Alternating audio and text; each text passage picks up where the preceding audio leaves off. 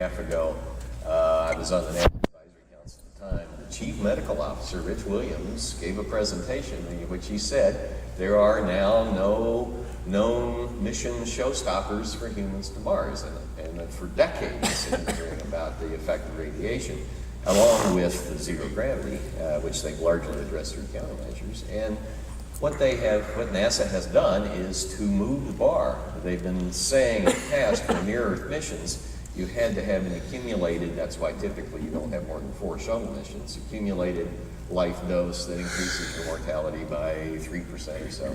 They've now moved that bar up to 5, 6, 7% for interplanetary missions. They figure we got a lot of astronauts. And when I've given talks to the astronaut office and I said, so they moved the bar, who wants to go to Mars?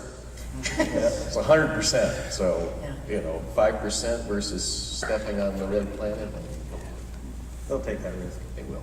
How much is the data from the Kelly Road experiment in space affecting your series?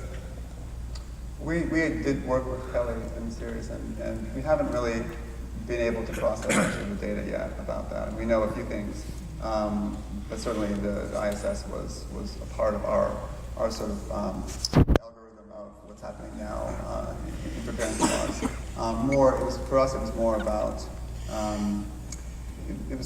the duration of time as you're in space was really kind of what we focused on, and hopefully we'll have some data to look into it by the time we finish editing the show, but we're still working on that. But obviously we're extremely curious about what they find. So a final question here before we move on to this next video portion is, we've spent some time talking about how important it is to get the science right and the accuracy of the information. If you were in space, what would fill you with awe, and what inspires you about it? Well, I personally would be completely terrified and want to go home. I write about brave people. I'm not one of them. And so, people often ask me, "Hey, would you go into space if NASA was willing to send you?" I'd be, no. I'm just not. I don't have the right stuff. I mean, I had to take a bunch of pills just to get on the plane to come here.